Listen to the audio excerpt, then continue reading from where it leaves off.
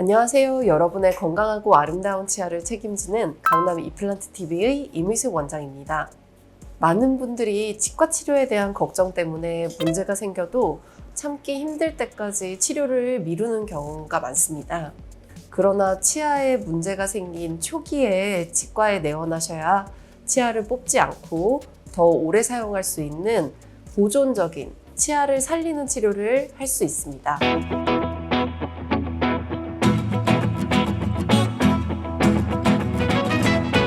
과거에는 치아에 문제가 생겨 통증이 발생한 경우에 치아를 거의 대부분 뽑을 수밖에 없었습니다. 그러나 점점 이제 치과 치료의 기술도 발달하고 치아의 신경을 치료하는 방법이 생겼고, 이를 통해 자연 치아를 뽑지 않고 통증과 치아 손상을 회복함으로써 기능과 건강, 심미적인 면을 다 만족하는 치료를 할 수 있게 되었습니다.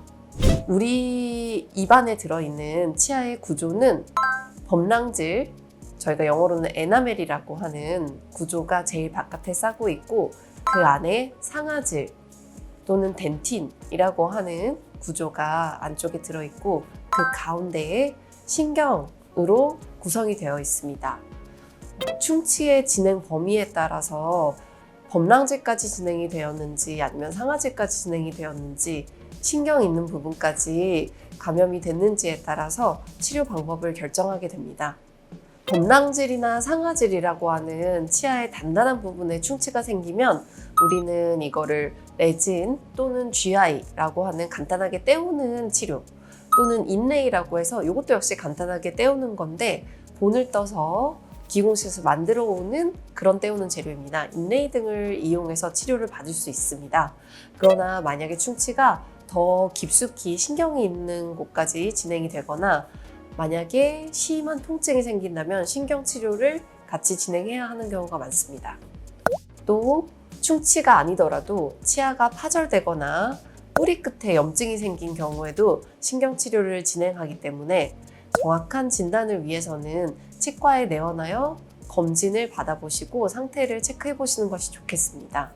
신경치료는 치아 내부에 감염된 신경과 혈관, 그리고 신경을 싸고 있는 상아질, 그 상아질이 역시 충치에 이완될 경우에 그 연화되어 굉장히 딱딱하지 않고 부드러운 상태가 되는데요.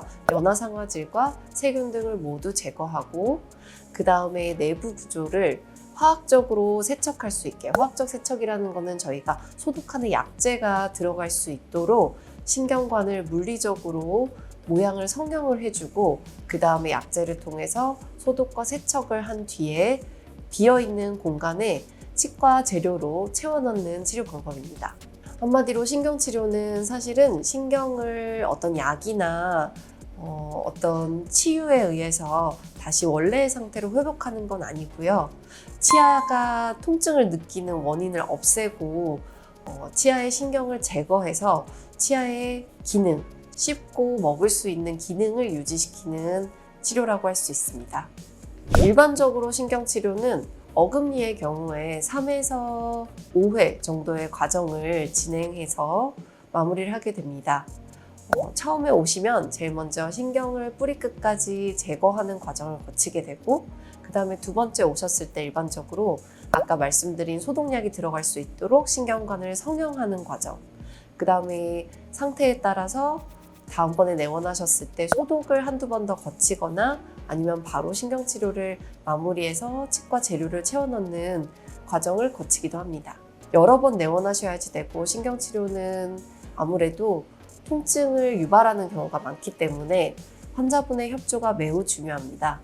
만약에 처음에 신경을 제거하고 나서 그동안 있었던 통증이 사라졌다고 해서 치과 치료를 미루게 되면 신경관까지 저희가 도달하기 위해서 치아에 구멍을 뚫기 때문에 치아가 파절이 되거나 또 내부에 비어있는 신경관을 따라서 감염이 다시 진행이 되어 치아를 발치할 가능성이 생기게 됩니다. 따라서 신경치료를 마무리하고 전체적으로 치아를 다시 감싸주는 크라운 보철 수복 과정까지 마무리를 해주셔야 치아를 보존적으로 오래 쓸 수 있게 됩니다.